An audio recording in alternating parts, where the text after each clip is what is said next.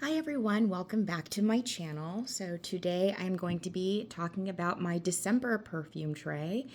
2023 has gone by so quickly, and so I'm going to talk about the fragrances that I'm going to be wrapping up the year with.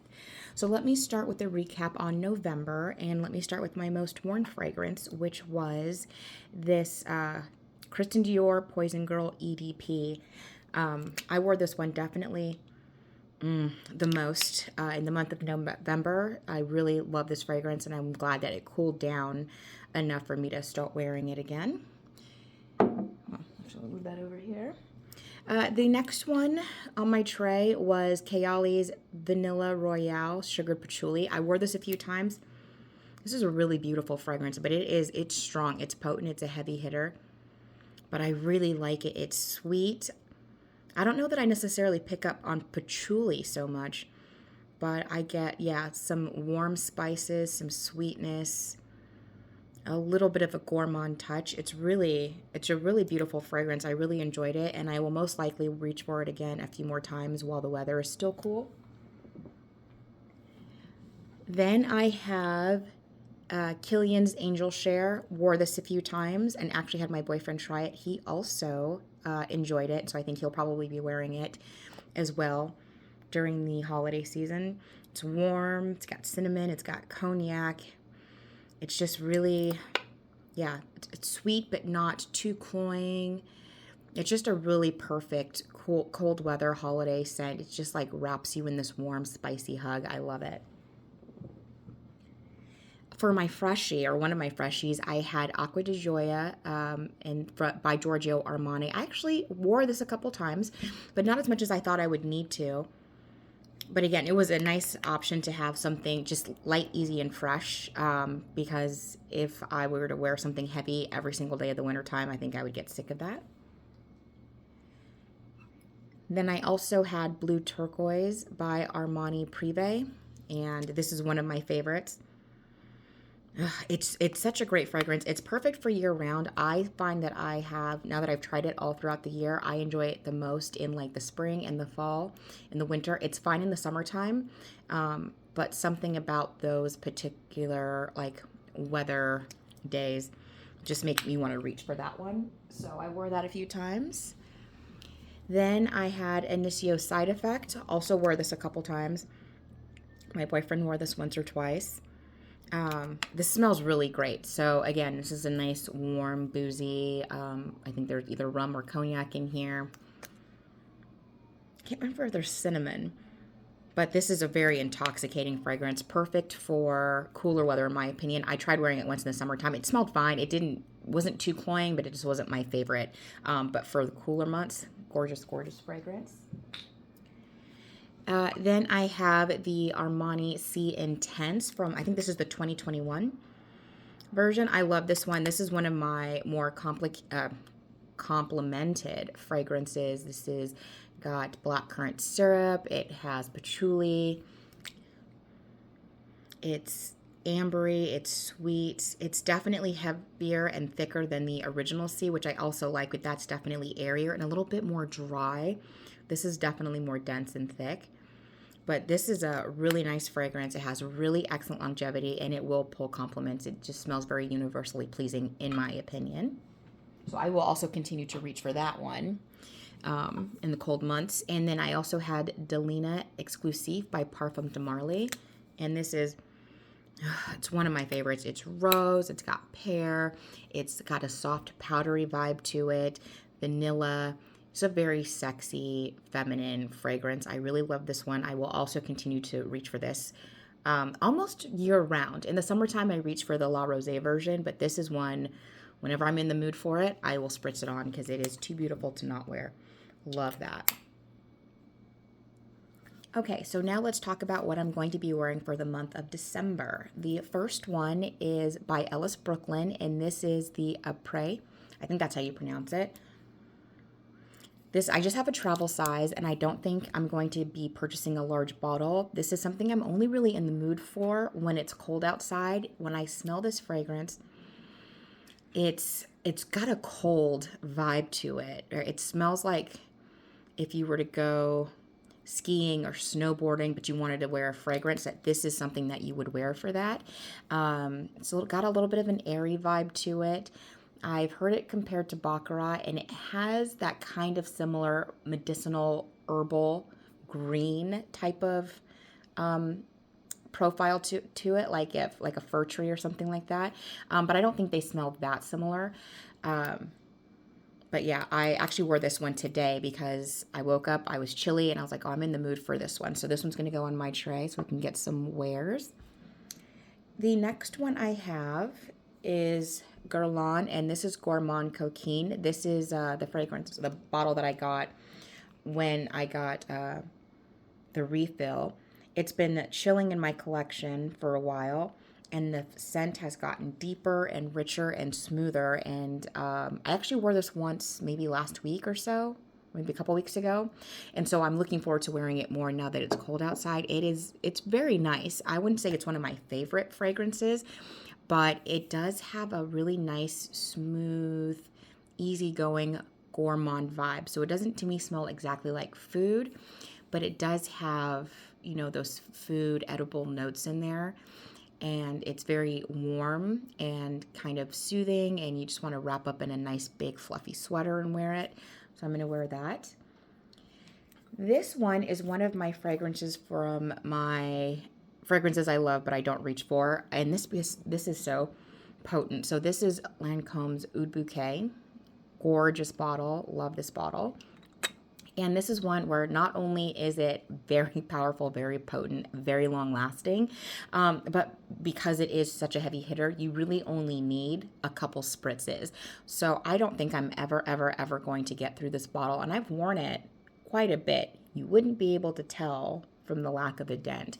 But now that it's December, it's cold out. Oh my gosh, it smells so good. It has... I think this version has saffron. I don't know how they reformulate it as they keep changing up the bottles, but I know there's rose. There's supposed to be some type of oud. Will say there are woody notes in there. I don't know if it's actual real oud. Doubtful. Praline, so it has this nice sweet touch to it. It's very intoxicating to me. It's sweet, it's jammy, it's rich, it's deep, it's powerful. Like, when you wear this, people are going to smell you before they can see you, in my opinion, at least with this bottle. So now that it's cold enough to wear, I am going to try to wear this as much as possible, because I feel like whenever I see the bottle, I always want to wear it, but where I live, it's really warm most of the year.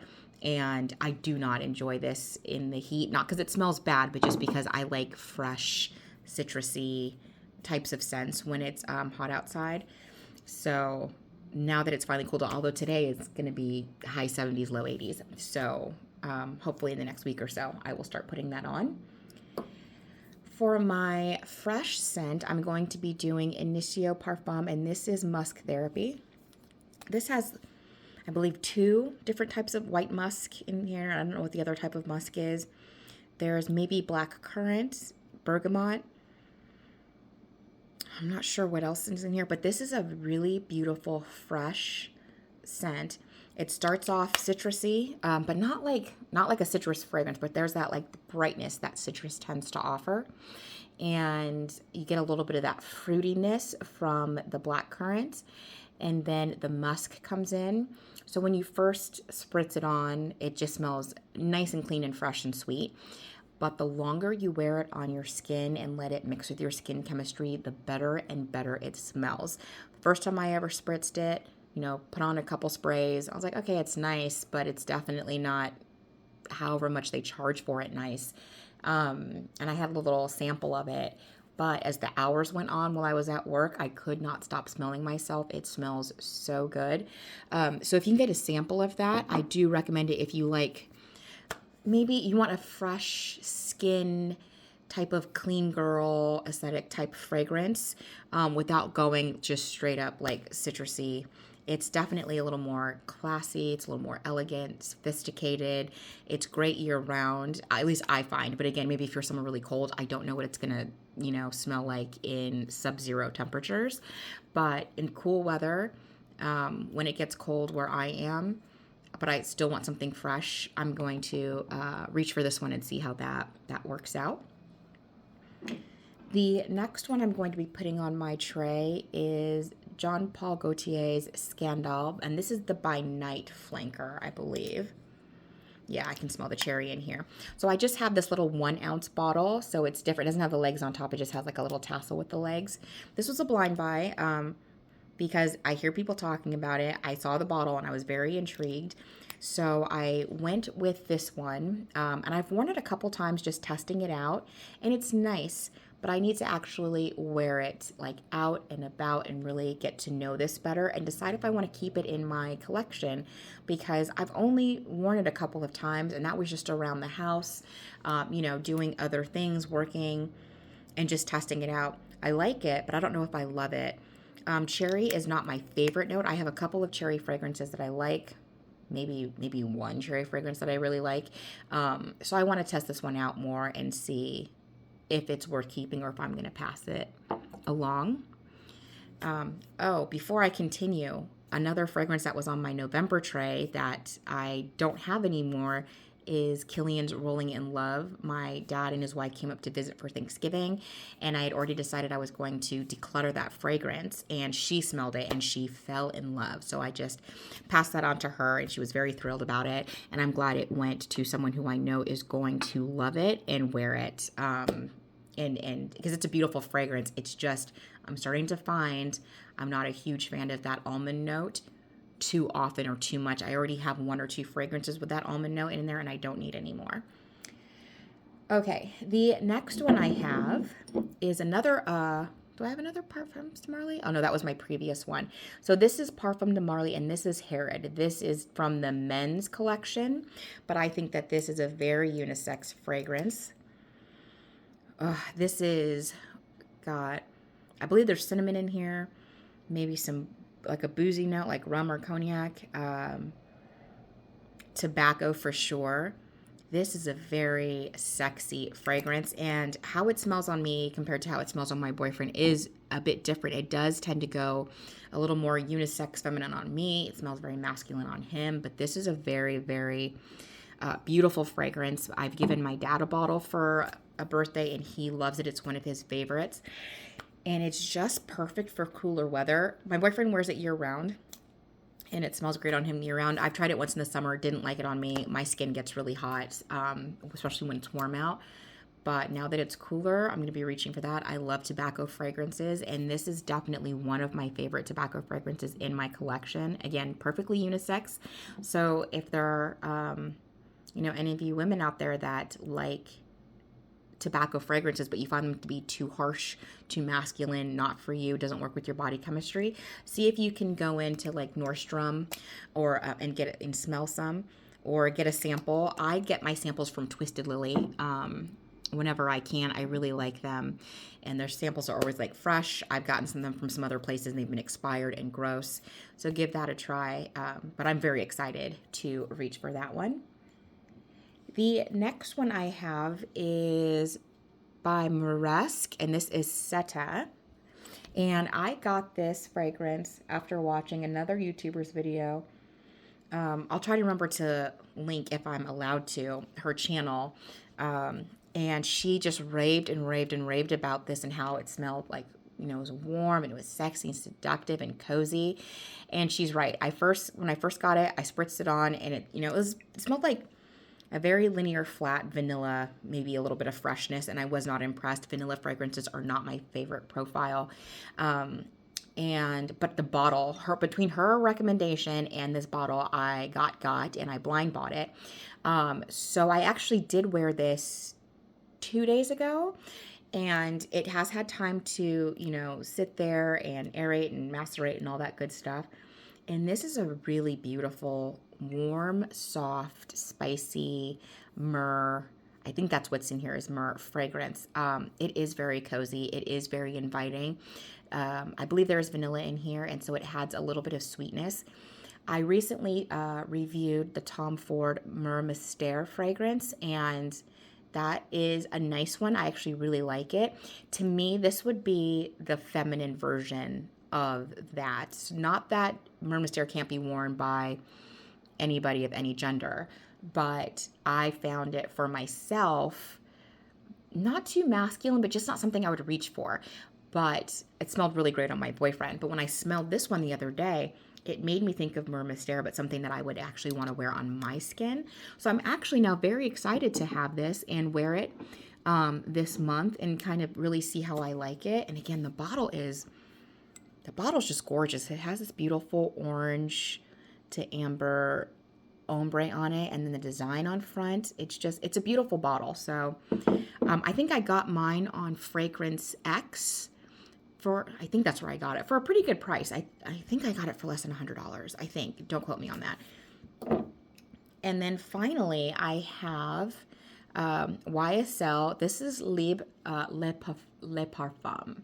So I have the Libre Intense, and that one is my favorite out of the ones I've tried so far. I've smelled the Eau de Toilette. I used to have the Eau de Parfum, and then got rid of that one when I got the Intense. And I wasn't going to try the Le Parfum because it has ginger in there. I don't like ginger very much. And honey. And honey doesn't always play well with my skin. But there was a really, really, really good sale and deal at Ulta, and I had a lot of points, so I got this for a really, really good price. And I just got the little one. Oops, didn't mean to shake the camera. Sorry about that. I just got the little 1 ounce bottle. And it smells nice. It definitely, what I noticed so far, I've only tried it out once the first time I sprayed it, was they do share the same DNA. You are going to get that lavender orange blossom combination. I did get the spiciness or the warmth from the ginger, and it didn't smell bad, but I could have done without it. But I do think that mellowed down, and I didn't smell the ginger so much as just the spice that it added, or the heat that it added to the fragrance, which was fine. The honey does add something, but I'm not entirely sure what. I'll have to sample it some more, but I didn't notice that it bothered me. It got to a point in the dry down where it smelled exactly the same as the Intense version to me, and that lasted for a little bit. And then in the deep, deep dry down, I did notice a difference. I'll have to come back to that again after I wear it some more and get to know it, because I've only worn it once. But I did notice a difference in the opening and the deep dry down of this fragrance that to me makes it different enough from the Intense version that if you wanted to have both, you could, but you don't need to, because anybody just smelling you passing by is just going to get the overall DNA, and I think they're going to like it. It's a really beautiful, again, lavender orange blossom fragrance. I love lavender. I love orange blossom. So this was a gamble with the ginger and the honey note. So we'll see after this month what I actually think about it. Okay, so here is my perfume tray for the month of December. If you have any recommendations for me, please leave them down in the comments below. Other than that, I will talk to you in the next one. Thank you so much for watching. Please like and subscribe. Bye.